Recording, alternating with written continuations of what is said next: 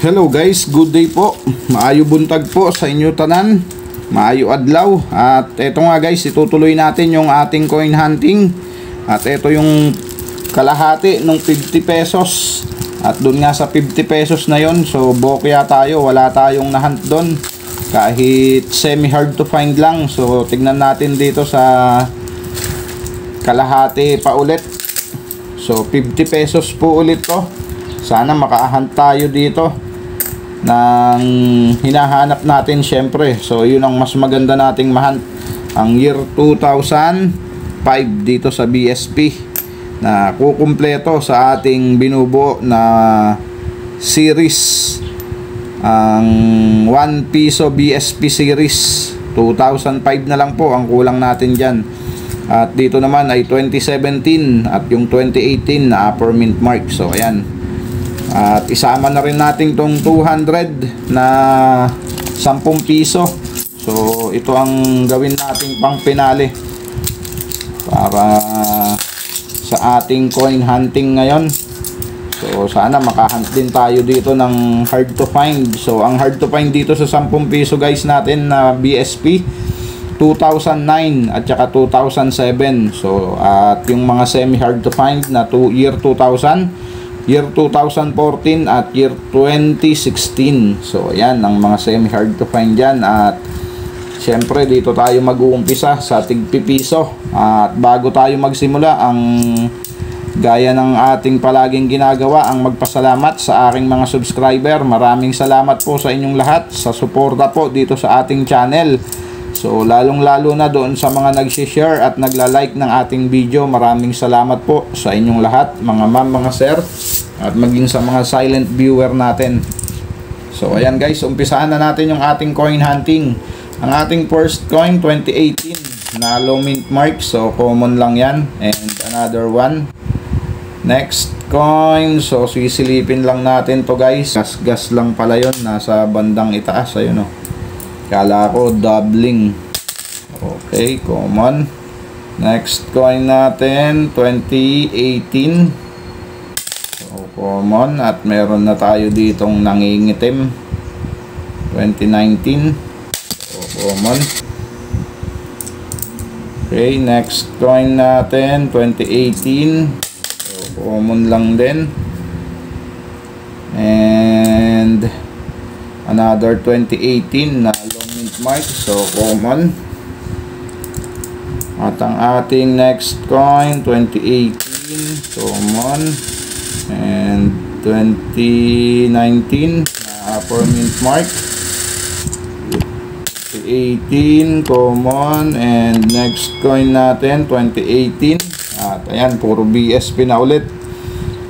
Sana mahunt na natin yung ating matagal nang hinahanap. At ang ating first coin year 2010, so common. And 2014. Next coin another 2010. At hindi na maganda yung kanyang kondisyon, may kalawang na. 2009, so common. Next coin 2017, common lang din. 2015. Next coin 2010, 2015, so common. 2011. At meron tayong non-magnetic dito na 1995, so common. At ang year 2012, at may frost din dito sa 2012 na yan guys. At another 2012. Next coin 2015. At ang ating last coin dito sa ating first batch year 2013. At dyan sa 2013 na yan ay may frost din. Yan. At ito na nga tayo sa ating second batch. At bago tayo mag-umpisa dito, syempre baka hindi ka pa nakasubscribe guys sa ating channel. So pasuyo na po ng subscribe button dyan sa ibaba at yung notification bell, huwag nyo pong kakalimutan para updated po kayo sa mga coin hunting series natin at coin update dito sa ating channel. So ayan, meron na naman tayong manipis dito guys, oh. Sobrang nipis niya. Ito ay year 2015 ay 13, pero diyan ka muna. At umpisahan na nga yung ating second batch guys. So ang first coin natin ay common. At another one na common. 2019. And another one 2019. Another one, puro 2019 na. At ito pang isa, upper mint mark. Next coin natin 2018 common. At ang ating next coin, another 2018 common. At ito pang isa, mailap na rin talaga yung 2017 dito sa NGC. So mahirap-hirap talaga siyang hanapin din. At ang ating next coin, puro BSP na to guys, 2015 common. And silipin lang natin to guys, di ko makita. So ito ay 2004. At wala naman special sa kanya, kaya dyan na siya. 2010. Next coin 2016 at 2015 common. Next coin 2013, wala pa rin. At ito ay 2002. So non-magnetic to guys. Sa mga hindi nakakaalam, non-magnetic at magnetic ang ating BSP na piso. So nahahati sila sa dalawa, isang non-magnetic at isang magnetic. So ayan, wala pa rin.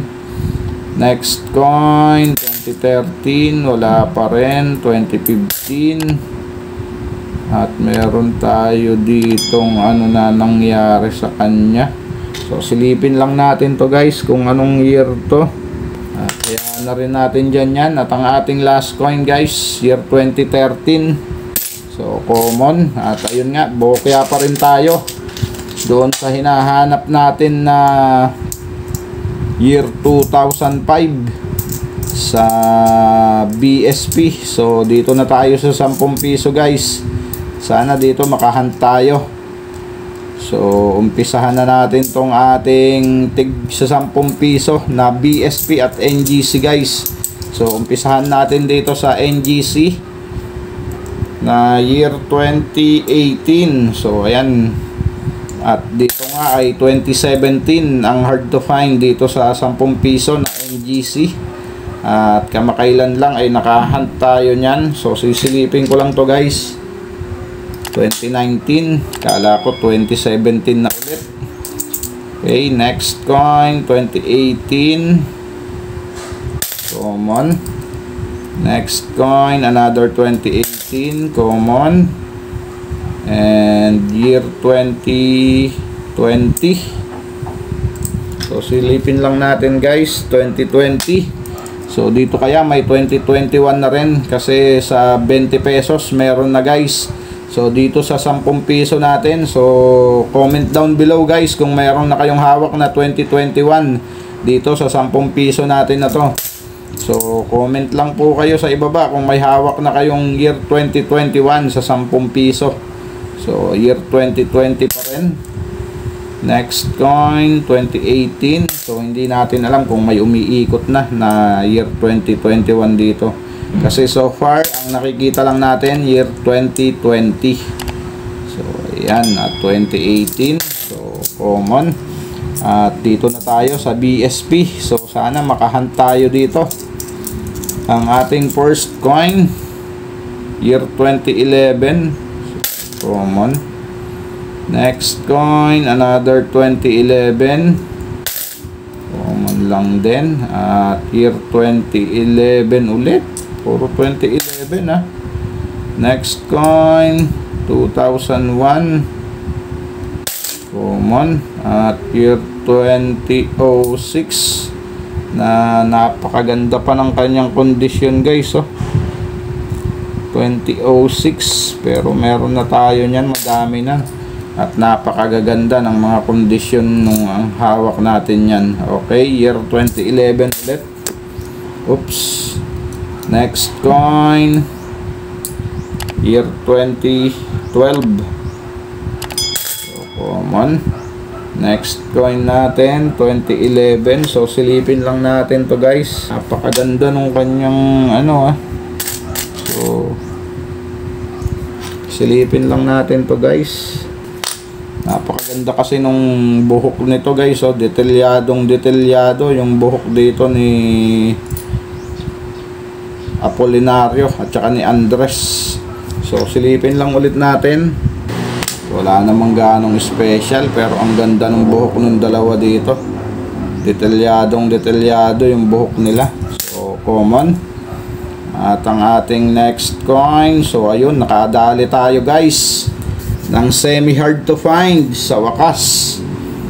Ito na yung ating last na 10 piso at BSP, at nakadali tayo ng 2016. So ayan, diyan ka nga muna ang ating last coin, 2002. So ayan, nakadali tayo sa bandang huli pa ang ating pinali na year 2016. So ayan, nakadali tayo ng 2016. At alamin natin guys kung magkano na ang collector's value nito ngayong 2024, ang 2016 na 10 piso BSP.